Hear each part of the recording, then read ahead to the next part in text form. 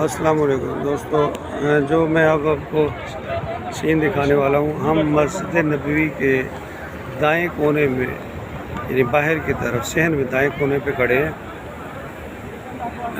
باہر جو مسجد نبوی بہت وسیع ہے، سوچ سے بھی زیادہ اس کی عمارت وسیع ہے، اور اس کے ساتھ ساتھ بیرونی طرف چھتریاں لگائی گئی ہیں۔ یہ مسجد کے سامنے کی طرف ہے، یہ ایریا مسجد کے سامنے یہ چھتریاں لگی ہوئی ہیں کہ کم از کم 200 میٹر کا ایریا ہوگا، اور اسی طرح دونوں اطراف بلکہ چاروں اطراف میں یہ مسجد نبوی کے دائیں طرف کا ایریا ہے، اور اسی طرح بائیں طرف اور اسی طرح پیچھے کی طرف چھتریاں لگائی گئی ہیں، اور یہ صحن کو مسجد کے ساتھ شامل کیا گیا ہے۔ ہم نے تھوڑی دیر پہلے عصر کی نماز ادا کی ہے، اور مسجد کا اندرونی حصہ فل ہونے کے ساتھ ساتھ چاروں اطراف میں جو چھتریاں لگائی گئی ہیں، تقریباً یہ جگہ نمازوں سے پر تھی، بہت ہجوم تھا، کیونکہ نماز کے بعد لوگ جو ہے یہ عمرہ زائرین بھی اب آنا شروع ہو گئے ہیں، حج کے ساتھ ساتھ عمرہ زائرین بھی آنا شروع ہو گئے ہیں۔ یعنی دکھانا یہ چاہ رہا ہوں کہ یہ مسجد بہت بڑے وسیع ایریا پر موجود ہے، بہت زیادہ تعداد میں نماز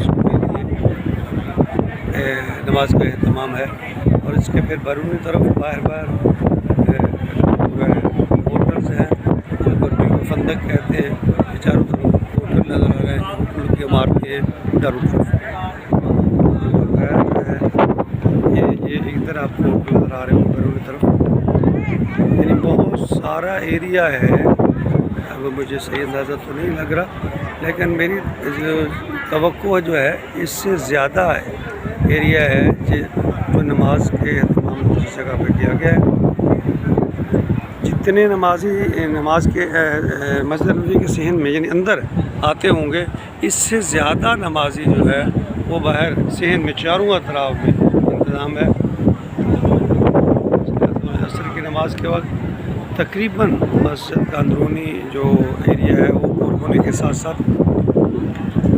چاروں اطراف میں جو چھتریاں لگی ہوئی ہیں،